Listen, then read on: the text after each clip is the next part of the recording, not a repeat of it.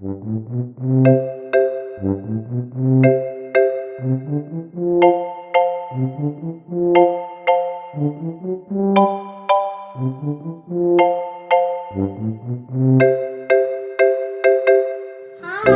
Hello. Are we glad to be here? Yes.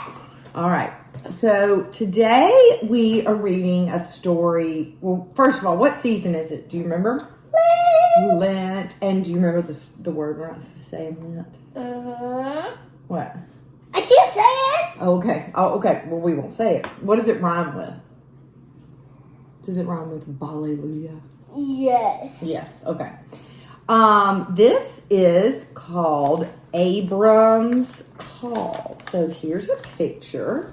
So they're walking. Well, look at those people. What do they look like? Do they look like a young man and a young woman? Yes. They do? Well, no, they actually look like an old woman. Yeah, they do. Okay, and that's an important part of the story. Oh, Okay. no, and he looks young, though. Yes, he does. All right. One day, God said to a man named Abram, "It's time for you to leave your home and family and go to a new land. In the new land, I will give you many things and make sure people know about you. I will be kind to those who are kind to you. To the ones who are unkind, I will be unkind. Because of you, all the families on earth will be blessed." Maybe it's Jesus and Joseph and Mary. Abram was 75 years old. Do you know anybody that's 75 years old? Our school. Yeah, St. Andrew's School is 75 years old. That's right. We're celebrating that year. But also, who else is around that age that we go see all the time? You. The Grandy. Oh my goodness, Mary Manning. Who are my parents?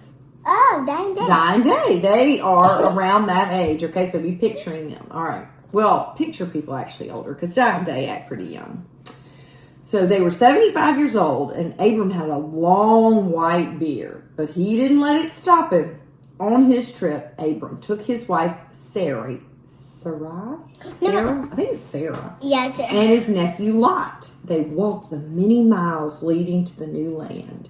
It was a hot and dusty trip, but Abram knew that where God was leading them would be a beautiful place. The trip was long and hard because they carried all their pots and pans and dishes and clothes with them. Can you imagine Dying Day packing everything up and walking to a new place? Aren't they going to do that? Dying Day?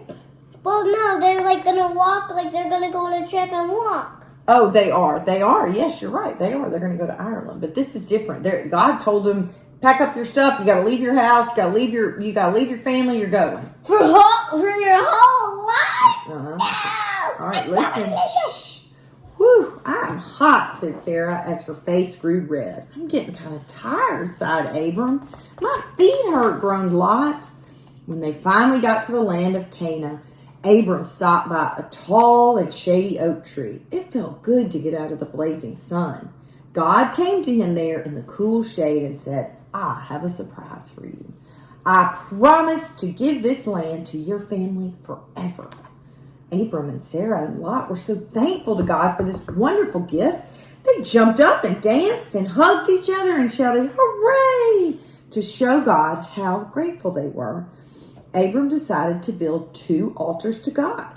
He would build one altar out of the large, smooth stones. See what's happening?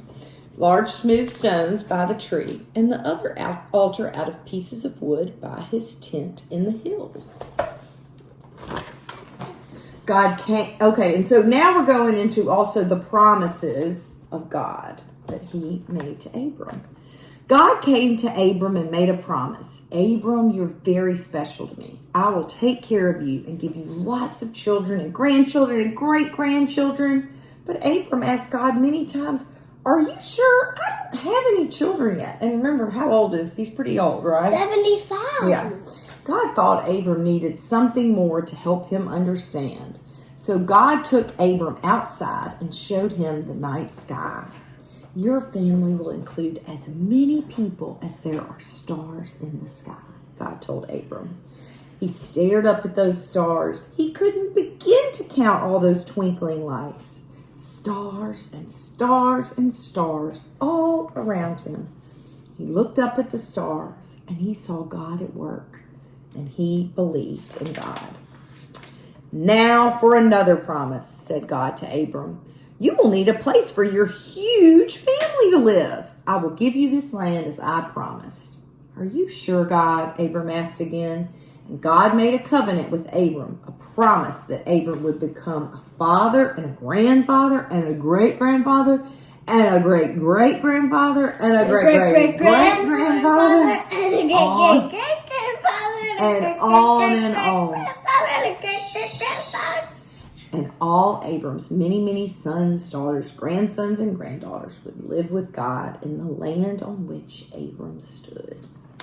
And think about stars in the sky. Are there a lot of stars in the sky?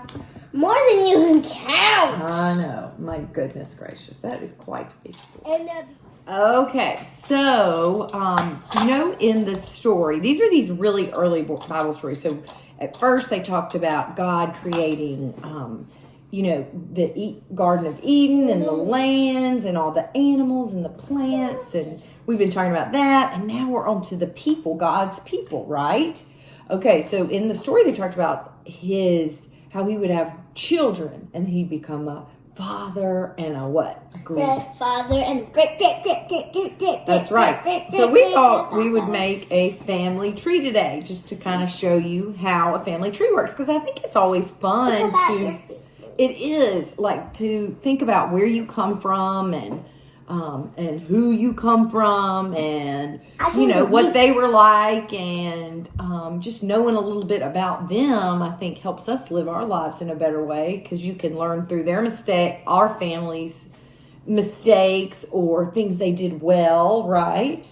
All right, so who do we start with at the bottom of the tree? You're talking about your family tree, so. How about us first? Let's do it this way. Well, you do your name at the bottom of the tree. I want you to think, too, about that promise that God made.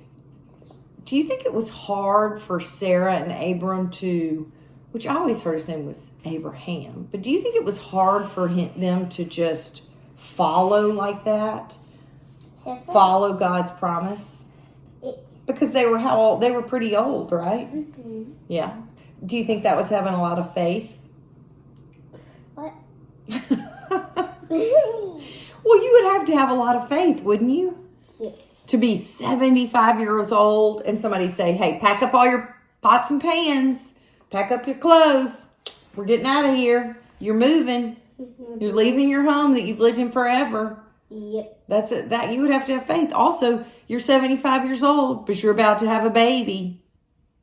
I know, it's super crazy. Super crazy. But that was God's way of saying, have faith, listen to me. All right, so that's the first thing on our branches are who? You and Daddy, and then me and Fieldsy. All right, so, Fields isn't going to be on there. It's going to be, Mommy's going to be to one side, and Daddy's going to be to the other side, because we're not related. So this is Mommy's side, here's Daddy's side. Well, since Fields is a boy, he's on really Daddy's side, and I'm really on your side. Well, a family tree is more like where you come from. So you don't come from Fields. He's just, you could put Fields under your name. Y'all both branch off from the same people. All right. Okay. And then from Mama. You get Di. So Di's got to come up this way. Yeah. Di. And here's Day. And off of Di, we have Jenna. Yeah, and don't forget Marion. And from Day, we have Irene and Bill. And then you can do Honey and Papa. For Wes. Her name is Sue, and his name is Don. Anyway. Wait. Honey's name is Sue? That's her name. That's right.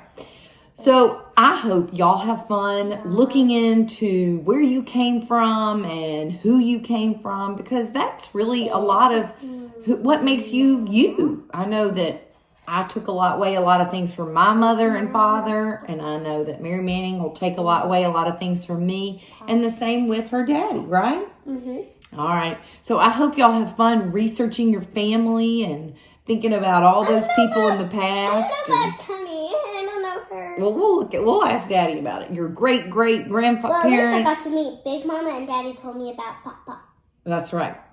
There are lots of, I mean, they just go on and on and on. Like stars in the sky, right? All right. Y'all have a great week, and we'll see you next weekend.